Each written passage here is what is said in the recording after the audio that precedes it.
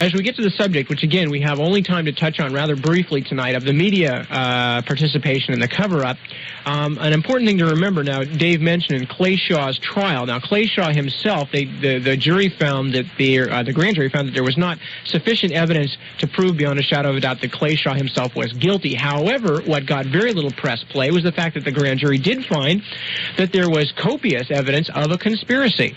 And one of the other things that went on, and this was during the House Select Committee investigation on assassinations, which I believe the report came in 78. Was it 78? 76. Well, the actual, the committee was begun in 76, held public hearings in 78. Its report came out in 79. Okay, 79. Thank you very much. Anyway, now the House Select Committee on Assassinations, now which very few people remember these days, this only happened 4 years ago, found in favor of a conspiracy to assassinate John F. Kennedy. Now, to give you an idea of how the press deals with these kinds of things, the New York Times, which I'm going to talk to you about in just a moment, the New York Times actually wrote an editorial. Now, again, we're not making this stuff up, folks. This happens in America. The New York Times, after this congressional committee specifically put together to study assassinations because of the work of people like Mae Brussel and the other people we've quoted from tonight, this House Select Committee found in favor of a conspiracy. They thought there was a conspiracy to assassinate John F. Kennedy. The New York Times ran an editorial that said, literally, although I'm paraphrasing, said, so what? So there were two lone nuts. So what? Now, if you can deboggle your mind over that concept for a moment, that the New York Times could editorialize that there could be two lone nuts and that it was of no particular significance that these two would just happen to show up in Dealey Plaza, just happen to kill John F. Kennedy on the same day, et cetera, and that there would be no conspiracy or danger of a wider conspiracy involved. If you can deboggle your mind for a moment, we're going to go on with the subject of the media conspiracy just a little bit, and we're going to touch on it. I'm going to read a section here from a book called Government by Gunplay. It's one of the many fine anthologies put together of the work of various researchers. As I mentioned, the title is Government by Gunplay, a subtitle, Assassination Conspiracy Theories from Dallas to Today. It is edited by Sid Blumenthal and Harvey Yazigian, and the introduction is by Philip Agee. Once again, this book is called Government by Gunplay, and the book itself is copyright, and I just dropped my information, it's in 1976, and it's published by Signet Classics in paperback.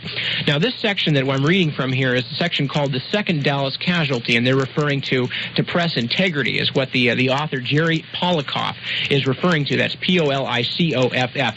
And here he is specifically talking about the New York Times. Now, the New York Times, right after the Warren Commission's findings came out, the New York Times took the then unprecedented step of literally printing the entire Warren Commission report. Now, not the testimony, as we mentioned earlier, which is where all the hooks are that bring the downfall of the Warren Commission, but the New York Times excerpted the entire Warren Commission report and printed it verbatim. I think it was like a 40-something page supplement to the New York Times special.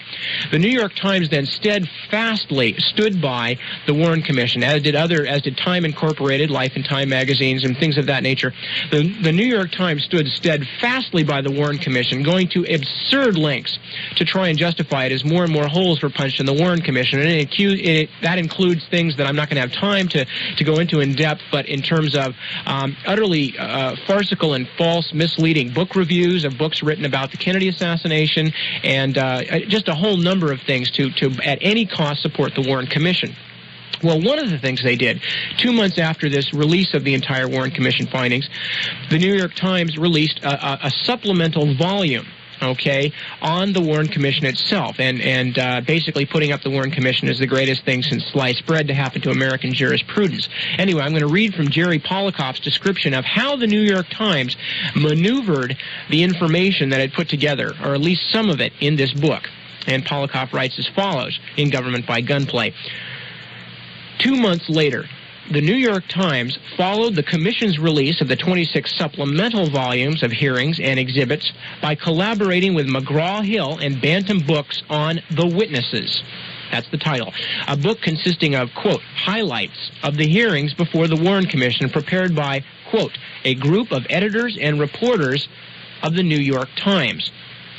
The witnesses included the affidavit of Arnold Rowland, who stated that he had observed a man with a rifle on the 6th floor of the depository before the assassination. But the witnesses did not include his subsequent testimony, in which he stated he had actually seen two men that the FBI had told him to, quote, forget it, and his opinion that the shots had come from the railroad yard in front of the president. Omitted from the testimony of amateur photographer Abraham Zapruder was his statement that his immediate reaction was that the shots had come from behind him in front of the president. Similar statements relating an immediate impression that the shots had come from the front were deleted from the excerpted testimony of David F. Powers, a special assistant to the president, and that of Secret Service agent Forrest V. Sorrells. Deleted from the testimony of 3 other Secret Service agents were the descriptions each gave of a bullet wound in the president's back below the shoulder. The official autopsy report placed the wound at the back of the neck. One of these agents also reported that he was not certain that all of the shots had come from the rear, but this too was omitted from the witnesses. Autopsy Surgeon Commander James J. Hume's excerpted testimony in the witnesses omitted his statement that he had destroyed the draft of the autopsy. And what this book does not mention, Hume also stated, not for public consumption, that he had destroyed his notes of the autopsy, burned his autopsy notes. Going on. The witness admitted his statement that he had destroyed the draft of the autopsy, as well as his verbal gymnastics in reconciling the location of bullet holes nearly 6 inches below the collar in the president's shirt and jacket with the officially designated location of the wound in the neck. Both Humes and Dr. Pierre Fink, F-I-N-C-K, a second autopsy surgeon, voiced skepticism that the nearly pristine bullet found on a stretcher at Parkland Memorial Hospital had hit both Kennedy and Governor Connally. In parentheses, it says, the Warren Commission ultimately concluded that this was indeed the case. But these exchanges also were deleted from the witnesses, as was the portion of the testimony of Nelson Delgado, a friend of Oswald from his Marine Corps days, in which he referred to Oswald's extremely poor marksmanship. The witnesses excluded the testimony of numerous witnesses reporting at least some shots fired from the front. For example, Gene Hill, who reported seeing a man fleeing from the area of the grassy knoll after the shooting, was edited out. The testimony of Wilma Tice and reporter Seth Cantor, who reported seeing, the latter conversing with, Jack Ruby at Parkland Hospital, as well as many others who gave relevant but inconvenient testimony before the Warren Commission, was also left out. In short, a volume purporting to be an objective condensation of relevant testimony compiled by America's newspaper of record, quote unquote, was little more than deliberately slanted propaganda in support of the Warren Commission report.